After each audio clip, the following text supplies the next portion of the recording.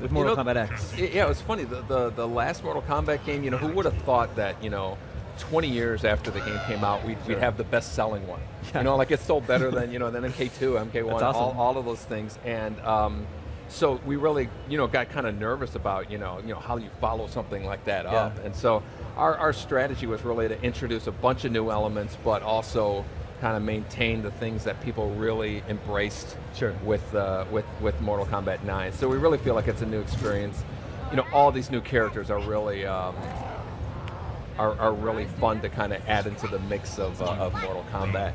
Our story's great. We're going to be we're going to be it covers different periods of time. One of which is 25 years in the future. So you're going to be seeing like older versions of some of the characters, and you see their offspring. And I said, Cassie Cage there is Sonya Blade's daughter, Johnny Cage's daughter. And very cool. Yeah, it seemed in 9 you put a lot of care into the character stories and their cinematics. Is all that stuff returning for this one? Yeah.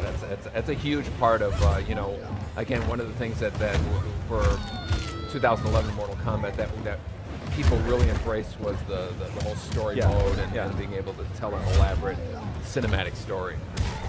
Now, are we seeing different variations for Cassie Cage and Ferra Torr here? Absolutely. Before you noticed that her hands were kind of glowing. Right. This is her Spec Ops variation, whereas Ferra Torr, he doesn't have her on his back in this one. So all those moves that he was using where he was swinging around and throwing her, those are replaced with other unique moves to him. And it's a different, he's way more of an in-your-face brawler type of thing as opposed to a long-range one that's kind of jumping. She can call in, missiles from the special forces and come bombing on the opponent. And again, you have a different strategy when you fight against the Spec Ops version of Cassie Cage than like the Hollywood version.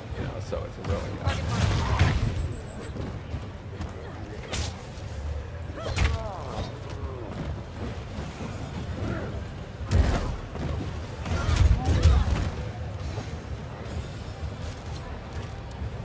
Mortal Kombat, like there aren't many video game franchises that are still going, 20 years later.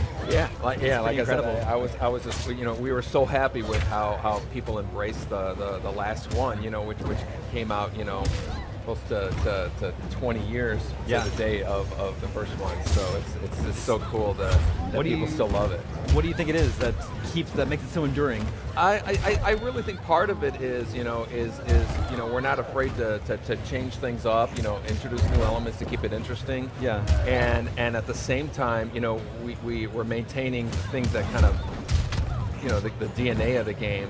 And there's this nostalgic feel that people have, that too, like when they just remember themselves in an arcade somewhere or a pizza place, where they first played the game, they first saw the fatality. There's a lot of that combination of nostalgia and new stuff. So.